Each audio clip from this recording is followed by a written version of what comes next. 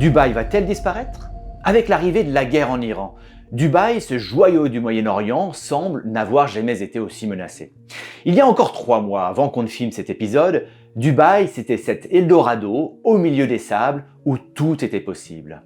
Beaucoup de Français s'y sont installés pour sa qualité de vie, sa sécurité et surtout pour sa fiscalité très avantageuse. Rien ne semblait entraver la croissance inarrêtable de l'Émirat. Mais en seulement quelques semaines, la situation a complètement basculé. Les rues se sont vidées, une partie de la population venue des 4 coins du monde est partie et la peur s'est installée. La guerre a révélé un visage que la ville préfère habituellement cacher. Car derrière les paillettes et le luxe, Dubaï est un régime tout sauf démocratique où la parole est contrôlée au point que certains thèmes, comme les attaques de drones iraniens, deviennent impossibles à évoquer publiquement au risque d'être arrêtés. Car dire que l'Émirat est menacé, c'est entacher son image même. Et c'est précisément là le problème que le conflit entre les États-Unis, Israël et l'Iran a révélé. Si l'image de Dubaï est altérée, c'est tout son système économique qui vacille. La sécurité et l'attractivité, qu'elles soient économiques ou touristiques, en sont les piliers. La guerre en Iran pourrait donc marquer le début d'une crise profonde dont l'Émirat aurait du mal à se relever. À moins qu'encore une fois, une famille ne change le cours de l'histoire, les Maktoum. Dynastie au pouvoir depuis plus de 150 ans, ils ont transformé, tenez-vous bien, un simple village de pêcheurs en une capitale économique mondiale incontournable. Leur force, faire de chaque crise un défi à relever, et jusqu'ici, ils n'ont jamais failli. Crise financière, choc pétrolier, instabilité régionale, ils ont toujours su s'adapter. Mais cette fois, le défi est d'une autre nature. Une guerre aux portes du pays qui menace directement l'image de stabilité sur laquelle repose tout l'édifice. Pourront-ils une fois de plus éviter le naufrage? Ça, seul l'avenir nous le dira. Aujourd'hui, on retrace cette destinée exceptionnelle, celle d'une famille qui a su réaliser l'impossible, mais aussi celle d'un modèle qui n'est peut-être pas aussi parfait qu'il en a l'air. Allez, on se retrouve pour plus d'infos dans un monde décidément sur le fil. Retour en 1833. À l'époque, à l'emplacement de Dubaï, il n'y a rien, ou presque.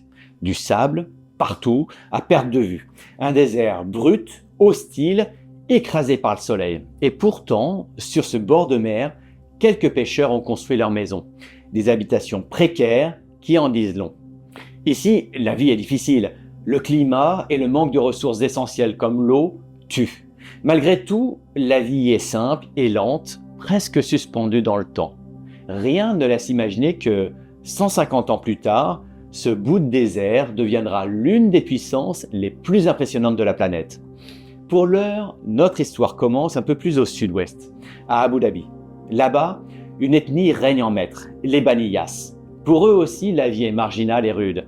Ils vivent du commerce de perles, de l'élevage et de la pêche. Cette société est divisée en plusieurs branches. Et qui dit plusieurs branches dit problème. En effet, on est très loin d'un État centralisé comme en France ou en Angleterre. Ici, le pouvoir se dispute entre clans rivaux et les bains de sang ne sont pas rares. Le pouvoir n'est jamais acquis. Un chef reste en place tant qu'il garde l'appui des siens. Sa position est donc très précaire.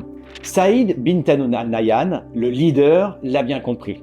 Il vit dans la peur permanente d'un complot ou d'un coup d'État. Et quand ça arrive, il trouve une solution radicale. Tuer les traîtres. Tout simplement. Il fait organiser un mariage, y invite ses détracteurs et le tour est joué. Un dîner à la Game of Thrones où personne ne survit. Sauf que tout ça, c'est faux. Ou du moins, c'est très difficile à prouver. Cette information, elle revient souvent, mais j'ai eu beau la fouiller, je n'ai absolument pas trouvé de source fiable. En revanche, tout n'est pas acheté. Ce qu'il faut retenir, c'est que les Baniyas sont divisés. Ce contexte, il est important. Il laisse la place à un pouvoir alternatif. Et c'est comme ça qu'en cette année 1833, 800 personnes de la branche Al-Falazi quittent la société d'Abu Dhabi et avec à leur tête, pas un, mais 2 chefs. Saïd, le doyen, et Maktoum. On a peu d'informations sur ce départ, mais on sait qu'ils marchent sur plus de 130 km, genre marathon des sables. Ceci dit, rien n'est inhabituel. Les Baniyas sont un peuple nomade. Malgré tout, quand on devine le trajet qu'ils ont fait, on imagine sans mal les conditions difficiles qu'ils ont dû affronter. Sur les deux nouveaux leaders, là aussi, pas beaucoup de sources. La transmission orale est la norme et c'est compliqué de savoir vraiment qui ils sont. Tout simplement, pourquoi les gens le suivent. Le peu qu'on sait, c'est que Maktoum inspire confiance par ses décisions rapides, son sens du commerce. Un sens qui circule dans les veines de toute sa descendance. Quand Maktoum arrive sur la côte, il découvre le petit village de pêcheurs modestes en apparence. Mais le lieu a quelque chose de particulier. C'est une crique qui possède un bras de mer qui s'enfonce dans les terres. C'est rare dans la région. Un emplacement qui se prête donc bien au commerce maritime. Difficile de savoir exactement ce qu'il en pense à ce moment-là, mais ce choix va, avec le temps, devenir l'un des atouts majeurs de Dubaï. Il reste un détail, Saïd. Pour que la lignée Maktoum s'établisse, il ne faut qu'un seul dirigeant. Mais c'est un faux sujet puisque Saïd disparaît rapidement du tableau. Rien de mystérieux, il meurt de vieillesse. À ce moment-là, au milieu du sable, la destinée de toute une lignée vient d'être scellée. C'est le début de la dynastie Al Maktoum.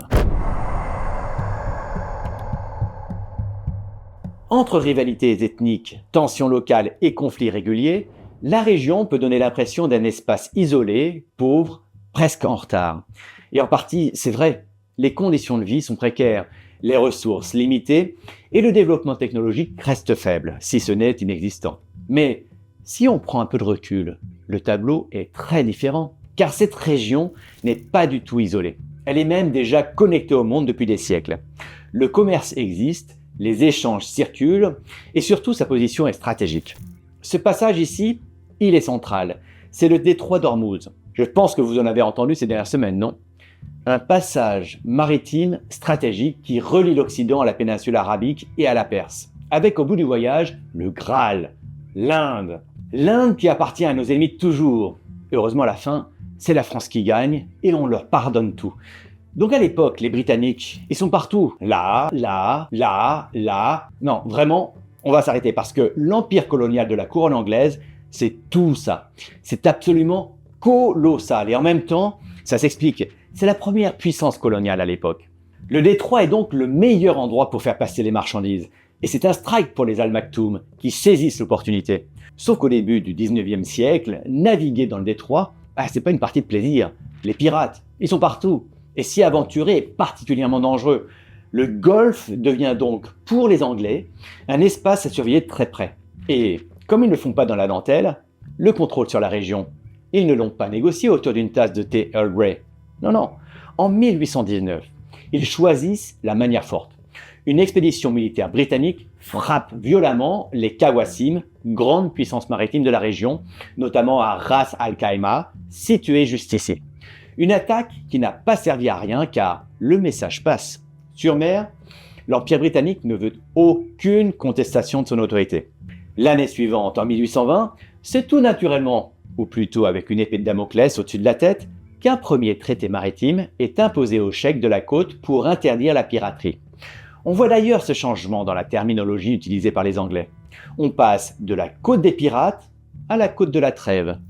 Je m'arrête 2 secondes sur ce mot cheikh, parce qu'il va revenir à plusieurs reprises. À l'époque, c'est simplement le chef d'une tribu. En fait, ça veut dire l'ancien, le sage. Il est choisi pour son autorité et le respect qu'il inspire. Il n'a pas encore le sens moderne, celui d'un chef étatique. Bref, la vraie bascule, celle qui change profondément l'atmosphère dans le Golfe, arrive en 1835. Cette année-là, une trêve maritime est conclue entre les Britanniques et plusieurs chefs de la côte afin de suspendre les hostilités en mer pendant la saison de la pêche aux perles. Concrètement, entre mai et novembre 1835, on doit arrêter de se battre sur l'eau. Dit comme ça, on a presque du mal à croire que ça les arrête. Et pourtant oui, et pas forcément par crainte des représailles, mais par intérêt économique. Un trafic maritime fluide et sécurisé garantit une économie portuaire. Dans ce nouvel équilibre, les ports du Golfe respirent à nouveau. Et Dubaï avec eux. Car à cette époque, la richesse ne vient pas encore du pétrole, mais de la perle. Depuis longtemps déjà, elle structure l'économie de la région. Et à partir du milieu du 19e siècle, avec la demande mondiale, l'activité explose. Et c'est là que le choix de Maktoum et de sa communauté prend encore plus de poids. En s'installant dans cette crique naturelle, il choisit de s'intégrer à une économie déjà développée. Et avec, il bénéficie de la protection britannique. Et ce n'est pas rien, c'est même une protection essentielle dans une région encore marquée par des rivalités et des conflits. Autrement dit, Dubaï ne naît pas seulement d'une sécession autochtone, Dubaï naît surtout au bon endroit, au bon moment, de bonnes relations et de chefs qui ont su se maintenir. Et ça, dans l'histoire, c'est souvent une manière très élégante de dire « ils ont eu du flair ».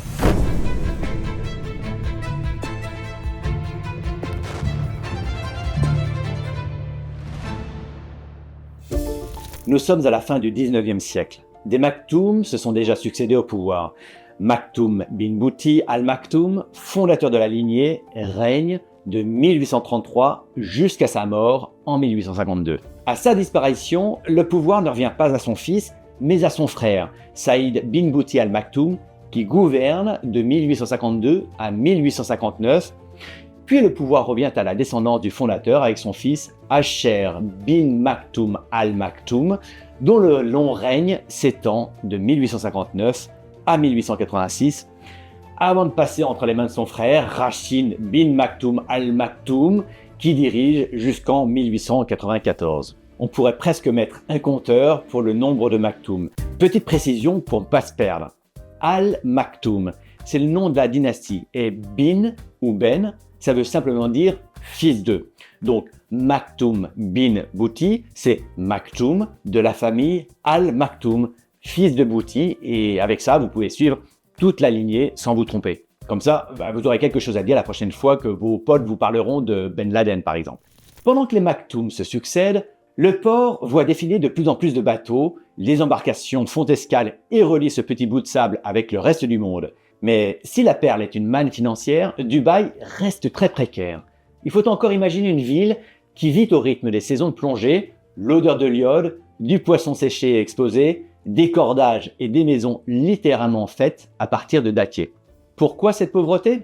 Pour le dire simplement, ils ne sont que les petites mains dans un rouage bien plus grand. Ceux qui ont le contrôle sont juste en face de la rive, à Lingué et plus loin encore à Bombay. Dubaï n'est qu'une petite étape. Dans de telles conditions, se développer est déjà une épreuve, mais comme ça ne suffisait pas, en 1892, un nouveau traité d'exclusivité est signé avec les Britanniques.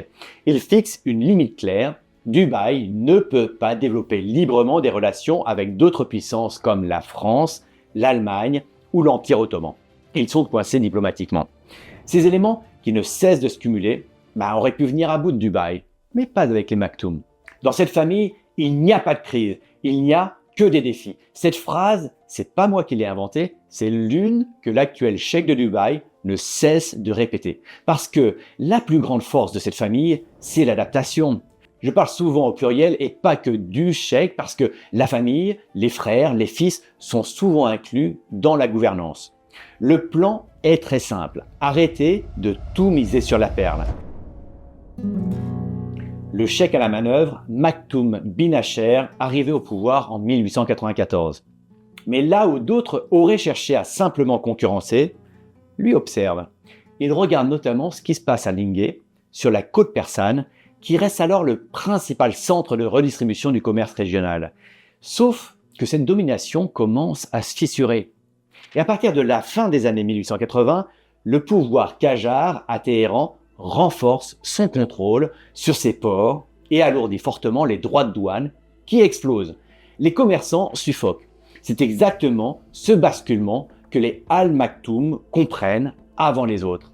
Ils voient que le problème n'est pas le commerce, il est toujours là, mais les conditions dans lesquelles il s'exerce. Et surtout, ils comprennent quelque chose de décisif, les marchands ne sont pas fidèles à un port, ils sont fidèles à leurs bénéfices. Alors, le coup de génie du cheikh, transformer Dubaï en port franc en 1904. Concrètement, cela signifie une chose très simple, supprimer les taxes sur le mouvement des marchandises, notamment sur les exportations, ainsi que les contrôles douaniers qui alourdissent ailleurs le commerce. Et les effets sont immédiats. Des frais qui pouvaient atteindre environ 5% ailleurs disparaissent ici. Mais il ne s'arrête pas là, il va plus loin pour ne laisser aucune chance au hasard. Il va chercher les marchands là où ils sont, à Lingué. La démarche est sacrément culottée. Des émissaires sont carrément envoyés en Perse pour convaincre des familles commerçantes de traverser le Golfe. Résultat, les flux se déplacent. Dès le début du XXe siècle, une part croissante du commerce entre l'Inde et la région passe par Dubaï et les grandes compagnies maritimes britanniques commencent à en faire un point de passage régulier et surtout un lieu de stockage. Notamment de la compagnie incontournable de l'époque, la British India Steam Navigation Company, qui y déplace son centre de distribution. Dubaï n'a pas misé sur la production, mais sur les flux. Elle ne crée pas, elle détourne. Et c'est gagnant. À peine 70 ans après sa création, le port est passé de sable à centre névralgique du commerce international. C'est fulgurant. Si on voulait comparer ça avec les ports européens, je pense qu'il n'y a rien d'équivalent. Et je parle bien du port et pas forcément de la ville en elle-même, qui, elle met du temps à développer. Maktoum bin Nasser meurt quelque temps après ce coup d'éclat et passe le relais à Bouti bin Suhail. Mais j'avance dans la lignée parce qu'il reste jusqu'en 1912 et il n'apporte pas grand-chose à notre récit. Celui qu'il faut retenir, c'est Saïd bin Maktoum al-Maktoum qui va rester sur le trône jusqu'en 1958. Un coup de génie du cheikh? Vraiment? En réalité, pas complètement. Il est chef unique, mais il ne décide pas seul. Et pour comprendre ça, il faut s'arrêter un instant sur les éléments clés du système, le Majlis. Le Majlis, c'est l'assemblée du souverain, un espace où le cheikh reçoit marchands, notables et figures influentes pour discuter des décisions importantes. Un conseil si vous préférez. Ce n'est pas une institution formelle, mais c'est un véritable lieu de pouvoir, car dans les faits, le pouvoir du cheikh est limité. Il dirige, mais dépend directement de ceux qui font vivre le port, les marchands.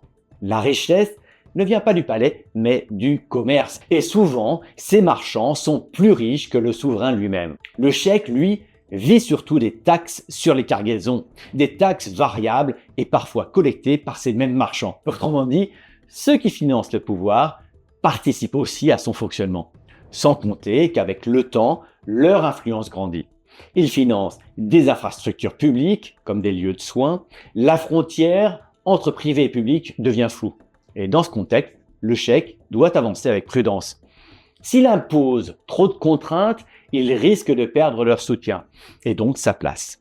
Le Majlis devient alors un espace de négociation permanent où le pouvoir doit constamment s'équilibrer. Mais au fond, peu importe qui décide, la ville est mise dans des dispositions plus avantageuses. Et en quelques années, elle va s'agrandir. De nouveaux quartiers vont être construits, mais on est encore très loin du Dubaï actuel. Les populations arabes, nomades de culture, ne construisent pas en dur. Seuls des monuments perses sont en corail. L'anecdote est assez folle d'ailleurs. Dans les sources, j'ai lu que la toute première maison en béton aurait été construite en 1956. Et quand je dis que l'accroissement n'est pas monstrueux, on parle de 1500 personnes en 1833, de 10 000 en début 1900. En 1958, la ville n'atteint toujours pas 60 000 personnes et surtout, cette population, elle est très diverse. On y trouve des Arabes bien sûr, mais aussi des Persans ou encore des Indiens. Des plongeurs, des négociants, des intermédiaires. Une ville de passage déjà où cohabitent des groupes aux rôles très différents dans l'économie. Pour autant, la qualité de vie est encore très basse. L'hygiène est quasi inexistante. L'école est loin d'être au cœur du système et peu savent lire ou écrire. La nourriture n'est pas non plus garantie. En bref, Dubaï est encore dans une très grande précarité. Et surtout, deux, et non pas un cheikh, ont repris le flambeau. D'abord Rachid de 1906 à 1912, puis Saïd jusqu'en 1958. Vous allez voir, les noms reviennent de manière cyclique pour toujours plus de clarté. Tout semble rouler pour les Dubaïotes. Oui, Dubaïotes, c'est comme ça qu'on dit. L'ascension est douce, mais certaine. Elle va être stoppée net. Depuis le début des années 1890, un nuage sombre s'est installé au-dessus de Dubaï et du Golfe et personne ne l'a vu. En effet, pendant que les Maktoum ouvraient leurs ports, que les marchands négociaient, que les marins s'arrêtaient, à des milliers de kilomètres de là, au Japon, un homme nommé Mikimoto s'enfermait avec des huîtres. Et tout le monde le prenait pour un fou. Son idée est simple, il ne veut plus attendre que la nature décide, il veut la forcer. Il a implanté chirurgicalement un petit noyau dans le ventre du coquillage. Au début, ça ne ressemblait à rien. Puis, en 1905, il réussit enfin. Une perle de culture parfaite, impossible à différencier de la perle naturelle. Sans le savoir, le chercheur venait de créer une bombe pour l'économie de toute une région du monde. Les perles deviennent plus nombreuses, plus régulières et surtout moins chères. Et pendant des années, rien ne se passe. L'invention ne révolutionne pas la consommation et le marché continue comme avant. Et puis, 1929, le krach de New York. Ça foudroie l'économie mondiale. Les fortunes vacillent, les dépenses de luxe disparaissent et avec elles, le marché de la perle s'effondre. La crise, ce n'est pas l'arme. Elle appuie sur la détente. La balle n'est autre que la perle artificielle. Elle est si qualitative qu'il est impossible de la distinguer de la naturelle. L'alternative, 10 fois moins chère, devient évidente et elle s'impose sur le marché. À Dubaï, la scène est brutale. Les bateaux rentrent de mer avec des sacs pleins, mais sur les quais, il n'y a plus personne pour acheter. Le prix de l'or blanc s'effondre de 90%. Les perles ne valent plus rien. Elles ne s'échangent même plus contre un sac de riz. La famine s'installe durablement. Et elle fait des morts. Oui, la famine à Dubaï. On est loin du bling-bling, hein. On cherche à survivre par tous les moyens, quitte à manger des insectes. Les criquets, habituellement synonymes de catastrophe, deviennent une bénédiction. La misère est tellement profonde que certains esclaves quittent leur maître, incapables de les nourrir. Et forcément, les marchands partent à leur tour en quête de meilleures conditions ailleurs. Cette crise, elle ne passe pas. Elle s'installe et avec elle, la colère. Et comme souvent, quand ça va mal, on se tourne vers les responsables, vers les dirigeants. On critique le pouvoir du cheikh Saïd bin Maktoum Al Maktoum, on remet en cause sa gestion et en soi, ils n'ont pas tort. Il n'est pas à la hauteur des enjeux. En 1938, la contestation arrive à son point culminant. Le reproche est simple, la ville s'effondre et vous n'avez pas su la protéger. Alors, une idée s'impose dans la tête des opposants, reprendre la main, notamment sur les ressources, les taxes et les douanes. En octobre, ce qui devait arriver arriva. Le cheikh est ainsi contraint de céder. Mais attention, il reste cheikh, un cheikh sans autorité. Un nouveau Majlis est mis en place. Et pour la première et dernière fois, le pouvoir des Maktoum est encadré. C'est un moment rare, presque unique pour cette dynastie qui est toujours au pouvoir de nos jours. Heureusement pour eux, cet équilibre ne tient pas. Les rivalités au sein du conseil sont trop importantes et progressivement, le Majlis est dissous. Là aussi, il y a une histoire de mariage pour tuer les rivaux, de bain de sang. Bref, les figures les plus influentes, quant à elles, sont congédiées. Saïd reprend la main dès 1939. La parenthèse a été brève, mais constructive pour le cheikh. Plus jamais, il ne fera de concessions. Après 1939, une chose devient très claire. Le vrai enjeu, ce ne sont pas les titres, mais l'argent. Quand les Maktoum reprennent le pouvoir, leur priorité est donc évidente, récupérer ces douanes. Car c'est là que tout se joue. En résumé, perdre les douanes, c'est perdre la main. Le nouvel équilibre se dessine, les marchands alimentent la ville, ils sont indispensables. Et puis, on n'est dirigeant que s'il y a du monde à diriger. Mais ils n'ont plus accès aux leviers politiques. Le pouvoir, lui, garde ce qui compte, les décisions et surtout les flux. Mais comme un problème n'arrive jamais seul, en 1939, vous le savez, le monde bascule une deuxième fois dans l'horreur de masse, c'est la Seconde Guerre mondiale. Et pour Dubaï, ça veut dire une chose très simple, moins de bateaux, moins de marchandises, si on résume simplement, moins de nourriture. Et dans une ville déjà fragilisée par la crise de la perle, la situation devient rapidement tendue.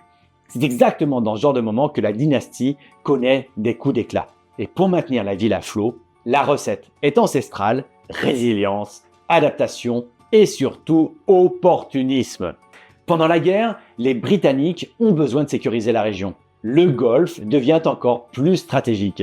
Pour sa position, les Britanniques y installent d'ailleurs un aéroport militaire, mais surtout pour le pétrole. Des découvertes ont déjà eu lieu en Bahreïn, puis en Arabie Saoudite. Et depuis, les compagnies se tournent vers l'ensemble de la région. Mais en ce qui concerne Dubaï, le bilan est plus que maigre. Il n'y a rien, tout simplement. Un problème, pas pour le cheikh, qui vend des droits sur un pétrole qui n'est pas encore là. Malin, hein? En effet, des concessions pétrolières ont été signées dans les années 30-40. En bref, les compagnies paient pour explorer, espérant trouver du pétrole plus tard.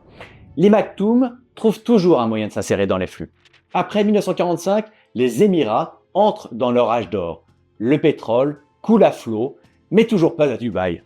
Alors, peu importe, Dubaï est prisé par les Britanniques qui la voient comme un lieu de croissance où il faut s'investir. Et ils le font.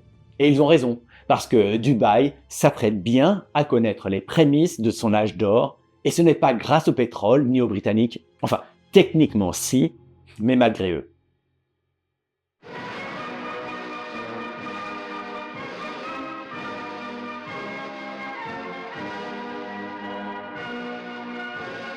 En 1945, l'Inde prend son indépendance. À l'échelle internationale, c'est un véritable séisme géopolitique. Mais pour Dubaï, c'est une très bonne nouvelle. En prenant leur indépendance, les Indiens ont besoin, parmi plein d'autres choses, d'avoir leur propre monnaie et surtout, ils veulent la protéger. Et pour ça, ils interdisent l'importation d'or. Pour faire simple, ils limitent fortement l'achat d'or à l'étranger pour éviter que ces réserves de dollars et de livres ne quittent le pays. L'idée, c'est garder cet argent pour construire leurs propres industries. Sauf que l'or, c'est culturel et on ne brise pas une tradition millénaire par décret. La demande d'or ne disparaît évidemment pas. Elle reste massive. Dubaï s'engage dans un business lucratif, mais pas très légal. Le circuit ressemble à peu près à ça. L'or est acheté sur les marchés internationaux, notamment à Londres, puis envoyé par avion à Dubaï. Et de là, il repart vers le sous-continent indien. Officiellement, pour les registres de la CRIC, c'est de la réexportation. Tout est en règle. Mais une fois en mer, la réalité est différente. Une partie importante de cet or entre en Inde en contournant les douanes, souvent de nuit, sur des plages isolées. Dubaï fait donc son blé avec de la contrebande. On voit déjà une constante se dessiner pour les Maktoum, s'élever à n'importe quel prix et surtout en contournant les règles. En 1958, Saïd bin Maktoum al-Maktoum meurt. Rachid bin Saïd al-Maktoum prend officiellement le pouvoir. Mais il est déjà à la manœuvre depuis plusieurs années. Rachid est un homme pourtant peu éduqué, mais il est instinctif, très commerçant et surtout, il a un humour et une carrure qui font de lui un personnage à la fois redoutable et charmant.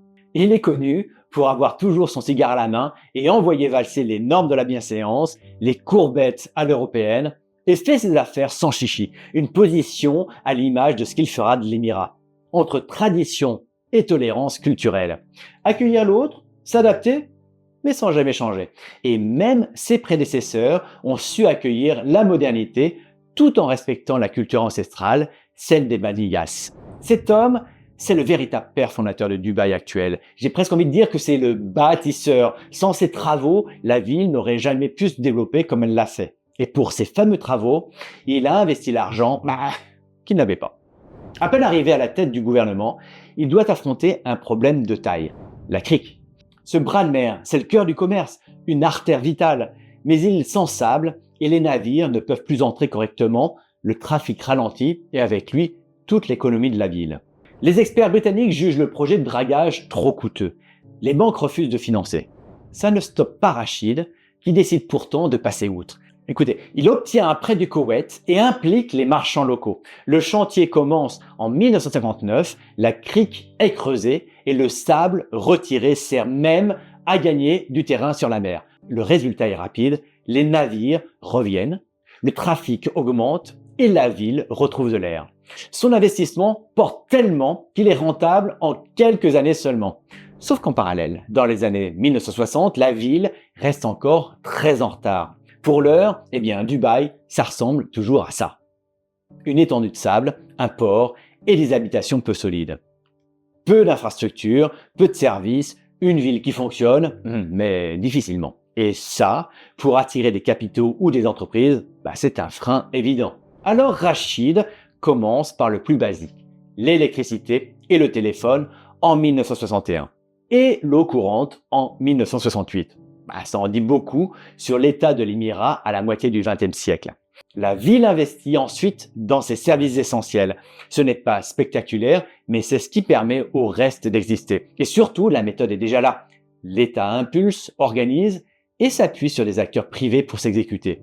Mais ce qui change vraiment, c'est la manière de penser la ville. Rachid ne construit pas au coup par coup, il projette, ou plutôt, il fait projeter des urbanistes britanniques et des ingénieurs étrangers pour dessiner la ville à l'avance. Tracer des routes avant même qu'elles soient nécessaires, organiser les espaces, prévoir l'expansion.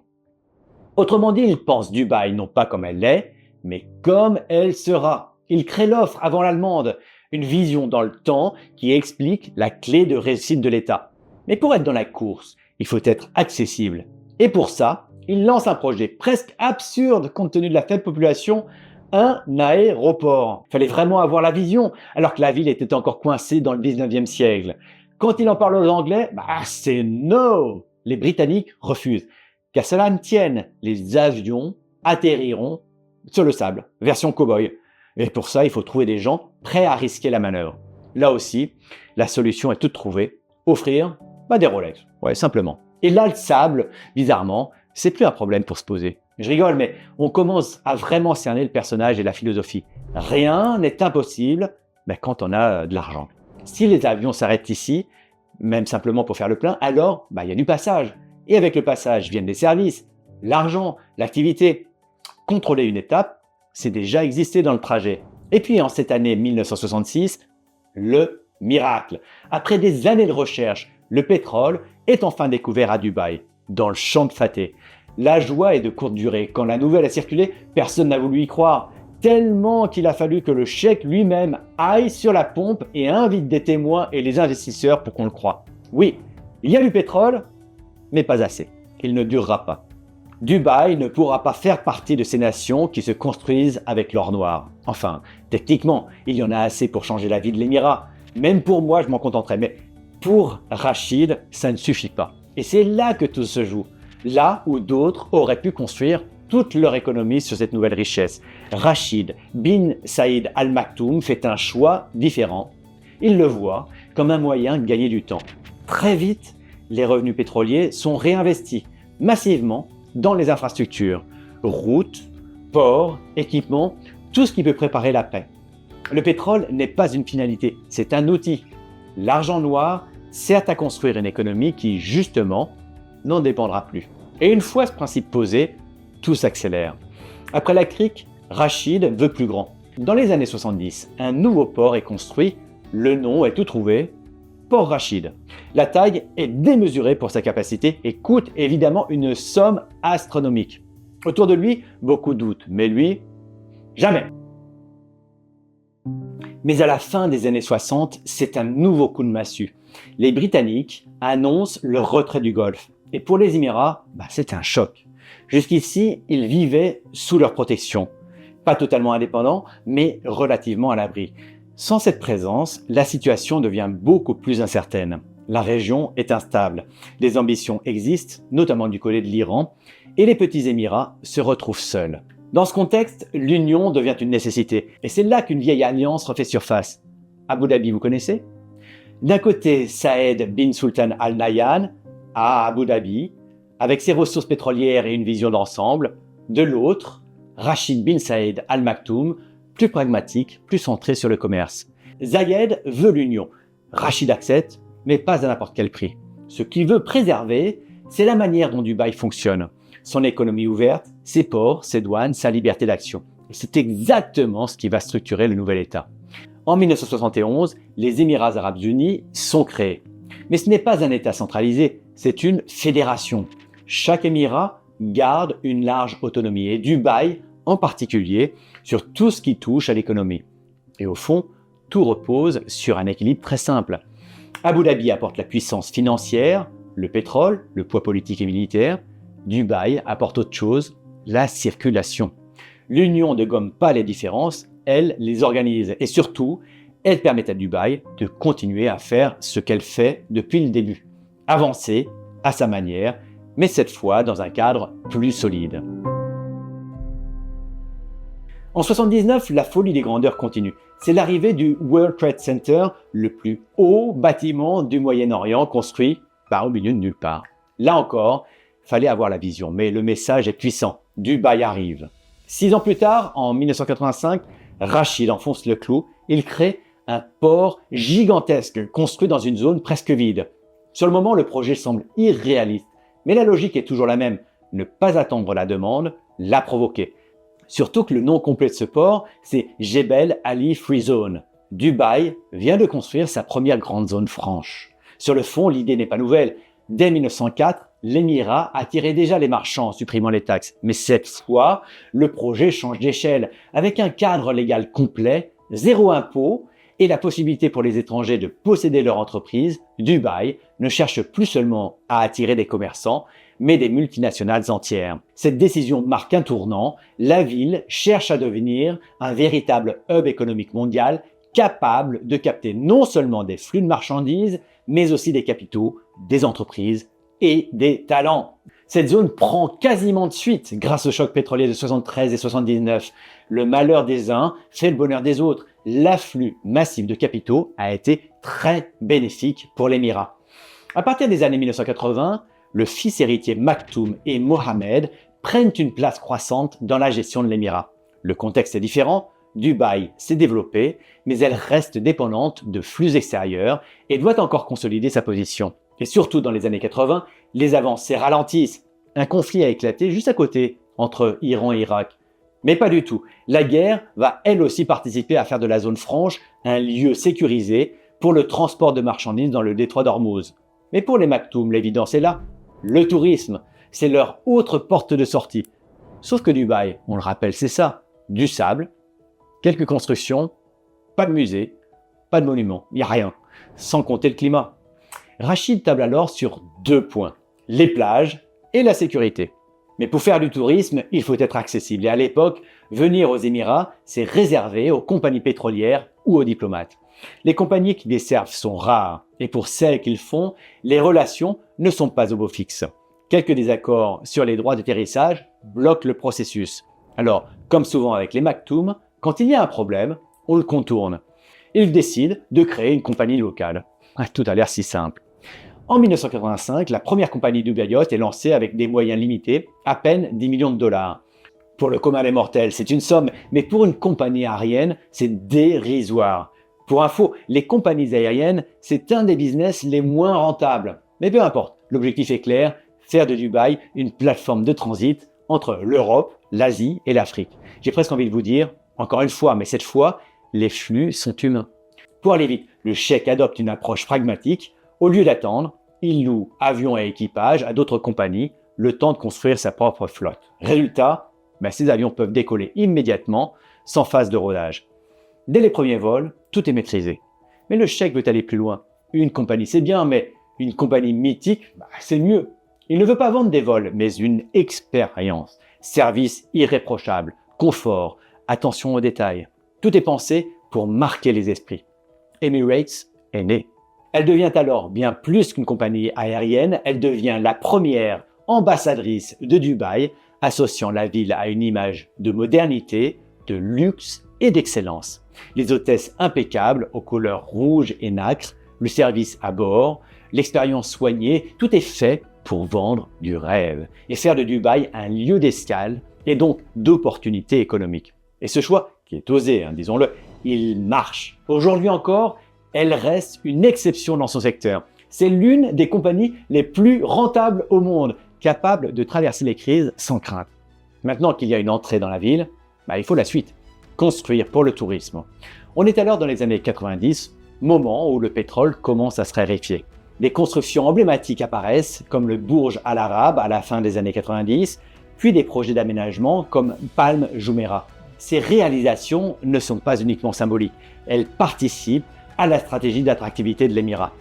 Force est de constater que ça fonctionne. Sans même les montrer, on les a tous en tête. Holy f***.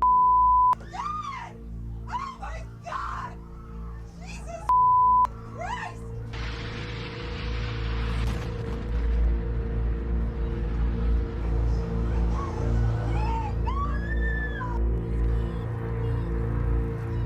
Today, we've had a national tragedy.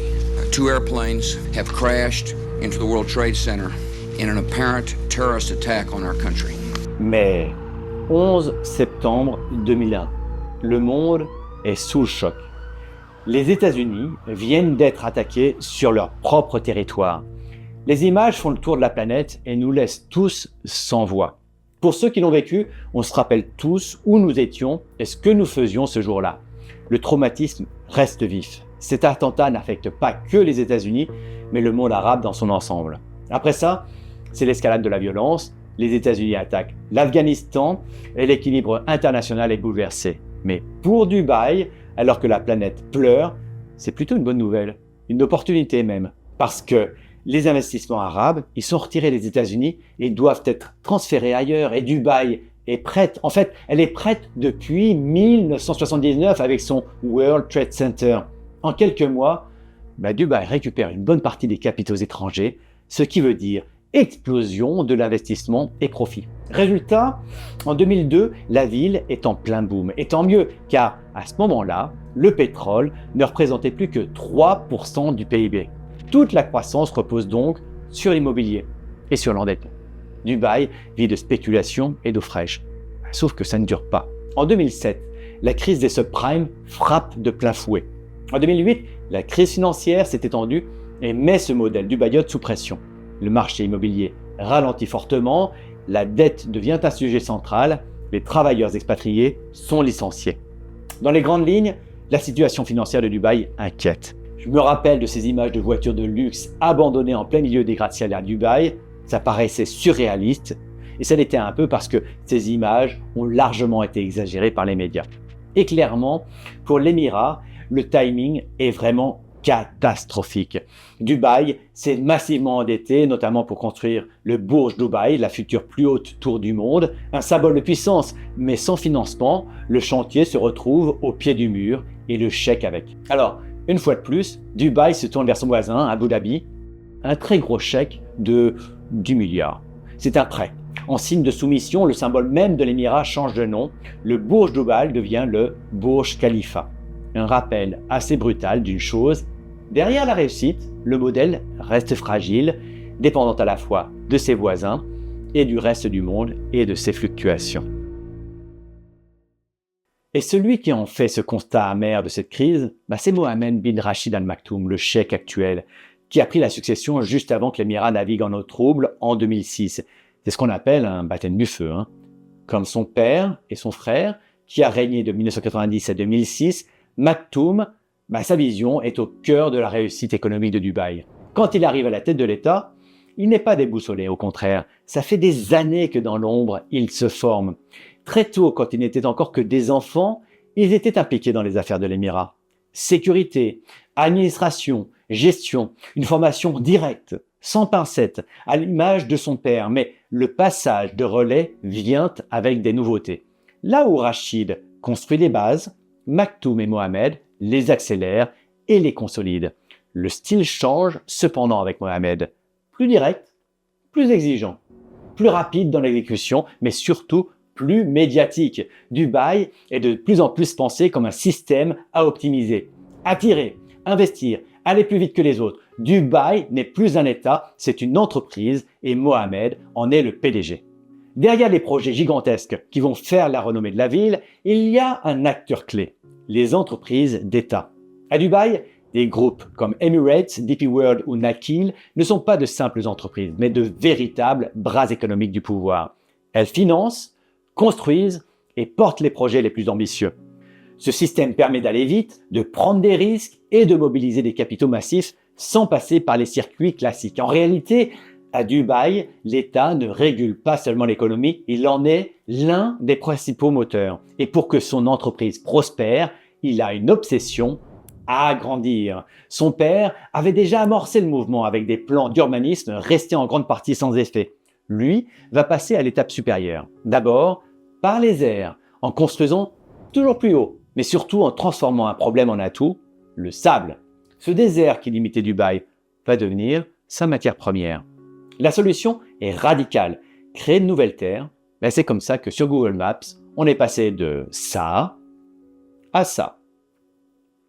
Comme il est lui aussi fidèle à la méthode Maktoum pour les financer, il ne le fait jamais avec l'argent de l'Émirat. On les vend avant de les construire. C'est malin, hein? Avec le cheikh Mohammed, Dubaï ne subit plus ses limites. Elle les redéfinit, enfin, jusqu'à ce qu'il y ait une nouvelle crise. Parce que le problème des capitaux extérieurs, c'est qu'on ne les maîtrise pas. Depuis, c'est effet boule de neige. Patinoire, station de ski, voitures de luxe à chaque coin de rue, écoles prestigieuses. Il y a tout à Dubaï et rien n'est impossible, surtout quand on ne veut pas payer de taxes. C'est le Disneyland des entrepreneurs, bref, Dubaï s'est imposé comme un hub global à la croisée du commerce, de la finance, de la technologie et des services. Une ville pensée non pas pour une activité, mais pour toutes les connecter. Après la crise, le cheikh a réussi son pari. Dubaï revient plus forte, plus spectaculaire et surtout plus visible que jamais. Mohammed bin Rachid se met en scène, écrit, communique, construit un récit, celui d'une ville capable de transformer chaque crise en opportunité. Et ça fonctionne. Le monde regarde, le monde investit, le monde afflue. Mais cette réussite n'est pas totalement autonome. Elle repose aussi sur un équilibre régional et notamment sur Abu Dhabi. À quelques kilomètres, l'émirat voisin joue un autre rôle, plus discret, plus institutionnel, plus culturel, avec des projets comme le Louvre ou la Sorbonne. Ensemble, ils construisent une image complémentaire du Golfe. Modernité, ouverture, stabilité. Et c'est là que le modèle devient intéressant parce que cette image est en partie construite. Certains chercheurs parlent d'un islam culturel, une version adaptée aux attentes internationales, pensée pour rassurer, attirer et séduire. Sauf que derrière cette vitrine, où tous peuvent vivre en paix dans l'Émirat, les règles ne sont pas les mêmes pour tous. Les populations locales restent intégrées dans des cadres plus traditionnels et de pouvoir. C'est là tout l'équilibre du système. Un pouvoir qui modernise à grande vitesse tout en conservant une structure plus ancienne. Protéger les siens, assurer leur loyauté et limiter toute contestation. Car, il faut le rappeler, Dubaï reste une monarchie héréditaire. Le pouvoir est concentré entre les mains de Mohammed bin Rachid Al Maktoum. Pas d'élection nationale, pas de véritable pluralisme, mais en échange, une efficacité redoutable. On le rappelle, le gouvernement fonctionne comme une entreprise, mais cette efficacité a un prix. Le système repose sur un cercle restreint, des décisions parfois opaques et une pression constante sur les responsables. Peu de place pour l'erreur, encore moins pour l'opposition. Au final, Dubaï tient sur un contrat implicite, prospérité et sécurité en échange du silence politique.